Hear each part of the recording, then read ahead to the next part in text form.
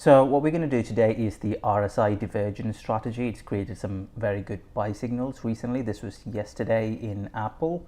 This is on a 5-minute chart, so you can see the buy signal created a good buying opportunity.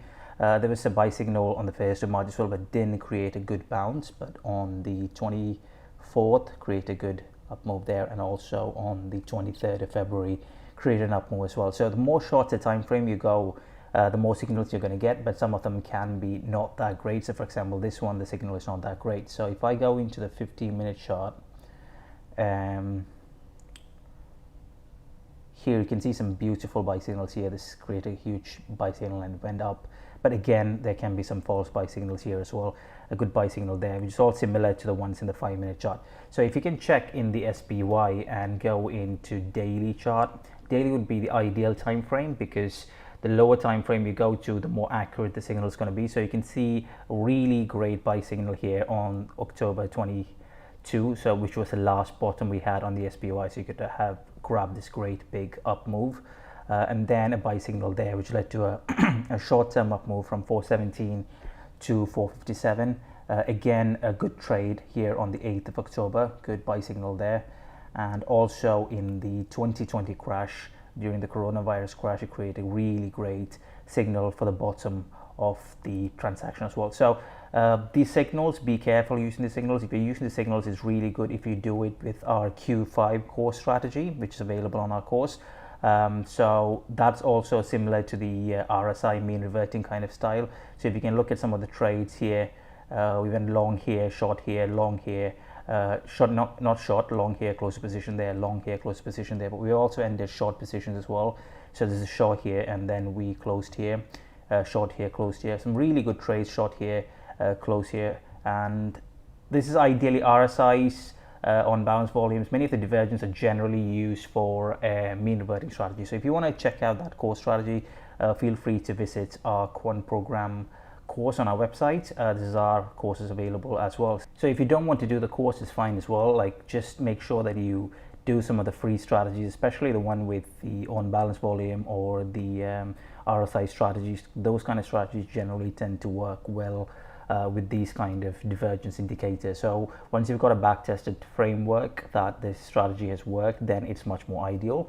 But the careful thing that you need to be worried about here is that the time frame. So don't try to force yourself to enter into extremely shorter time frame, like 1 minute or something. That could be the worst thing you can do. So now the entire code is available in the description. Anyways, I'll explain the code to you. You can just copy paste it. So this is in version 5. So just as I talked before, there's version 4 as well in our YouTube channel. But again, Pinescript is kind of moving on. They're in that transitionary phase where they are moving on to version 5, and many of those old strategies will stop working in a bit. So you need to be quite careful in moving on to that transition. So that's why I created this video, so you guys can transition smoothly. So I'm going to explain to you how this coding has been done. So basically it's just in version 5, which kind of dictates that we're in version 5, and then indicator, the name of the indicator, and then the period. So I've chosen 15. You can do 17, 18. The more far away you go, the more accurate the signals. The more shorter time frame you go, the less accurate the signal is going to be. So then comes the pivot right, pivot left, maximum range and minimum range. So what pivot right and pivot left does basically is that you're going to have lots of false signals. So sometimes a lower low is formed after like 3 or 4 days, or 5 days or 6 days. So until then it's normal. Like you're seeing a divergence coming up. So in order to avoid that, we delay our signal a bit. We delay our signal by in this one 5 bars. So you can delay it to 3 bars or 2 bars or 1 bar. But what happens is that you're going to get even more false signals. So in order to avoid the false signals, I put in like 5 bars. Now you can put in like 10 bars, but that'll be too much of a delay, because then the trade might have already happened. So the sweet spot I've seen is 5. So you can always optimize some of these values. Like the 15 period, you can always optimize. We taught the optimization process in our course using Army Broker software. But anyway, just don't go so low on the pivot right and pivot left. The maximum range is basically where how much of a period do you want to see the divergence, because we don't want a divergence to show a line from last year.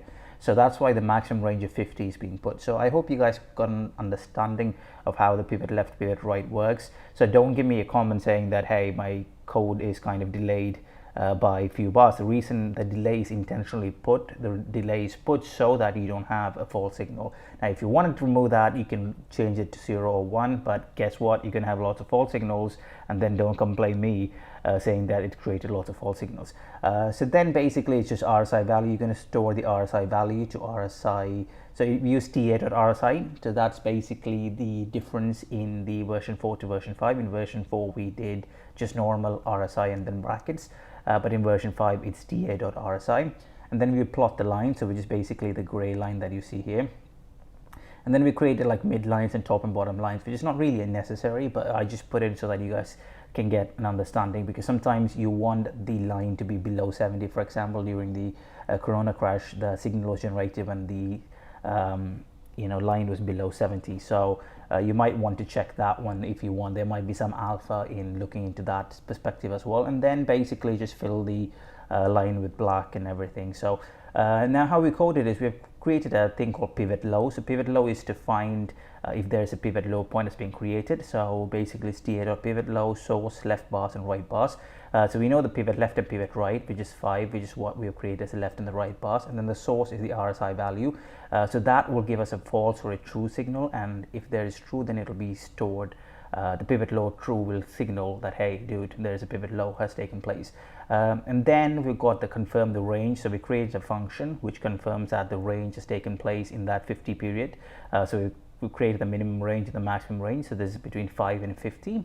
And then we check the RSI has created a high or low. So we create a pivot low. Now we need to check the whether the RSI is created a high or low, and that's when this function is taking place. So we check if the RSI value of the pivot right is greater than the RSI value a few periods back, and that's when this so if you can see the TA.value when, so basically it gives out what the indicator's value was at that specific point, and also confirms a range as well. So similarly we check the price lower if the price is creating a lower low. So price lower low is pretty simple. You don't have to feed in any RSI values. You just have to put in the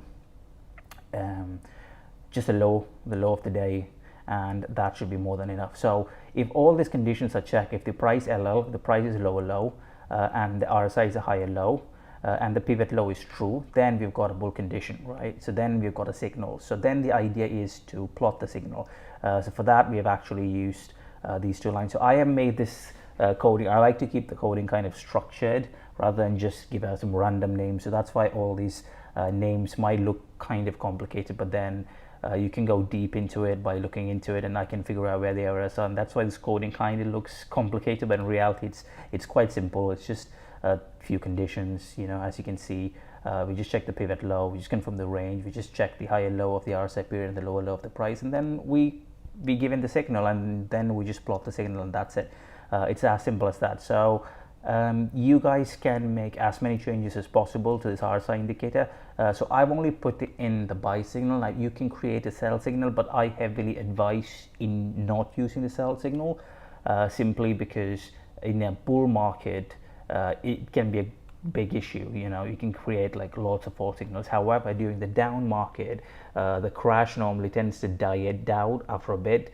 It could be like, you can see that RSI is really good in spotting that volatility. So it really sees that expansion volatility, and that's basically what RSI helps you in. It's that range of the bars going wide and narrow. But on the up move, the problem becomes that it can go up in like short volatility spaces. So you can get lots of false signals. But on the down market, RSI tends to give out more accurate signals. So that's where RSI is heavily used in mean reversion. So even in our course, we did Q3, which was a mean reverting strategy, which is also similar to RSI performance, and that again uses just the bottom side, and we also use the short side, but we made some a kind of a filter, a specific rule, which makes sure that that condition is met before we enter a short trade. So we do enter short trades as well, but with a specific rule. So this, for the past 1 year, 2 years, because of the volatility in the market, the RSI indicators and the mean reverting strategies have been performing successfully well. So this is on our course. You can see we've been performing substantially well in the past few years, but when the market is kind of in the uptrending move, it can be not that great, and that's why you have trend following strategies. So in the course we created 10 strategies. So it's a mixture of all kinds of strategies, which includes trend following, momentum, mean reverting strategy. So every single strategy performs or gives out different kinds of signals depending on the market. So as risk managers, what we do is basically we're not predicting the market. We're just trying to manage different contingencies, so different environments. We're prepared for all those things. So if the market is a trending market to the upside, that specific strategy is going to make money. If the market is going downside, the volatility is going to go up, and if the volatility is going to go up, our mean reverting strategy is going to go up as well.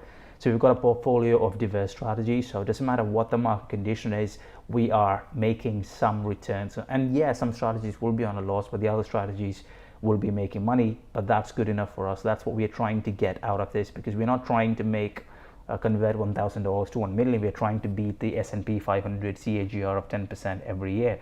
And to do that consistently, we need a portfolio of strategies, and we need to mess around with the drawdowns as well. So if you can look at the mean reverting strategy on this one, it's got 17% drawdown. This is on the TradingView Pinescript, but on our AMI broker, where we did a proper data, like paid data from Norgate data, the drawdown slightly go up, like I think around 20s, because the data is more accurate than the Norgate data. But there's also another strategy that we did, which was portfolio diversification. So we did 90 stocks and then 10% on cash and 90% on stocks. And that one, I think it was just 9% to 12% of drawdowns as well, because of the diversification. So you need to have a portfolio of strategies. Now, if you're not doing the course, it's fine. Just make sure you combine yourself with many of the strategies available on a YouTube channel as well. So if you don't know anything about TradingView, there is the TradingView Pinescript full tutorial. Now, if you want to learn how to do it in Python, then again, the Python 2023 video is available as well. So algorithmic trading in Python. So we've done it in the Jupyter Notebook. So I'll be doing a video on Quant Connect soon as well.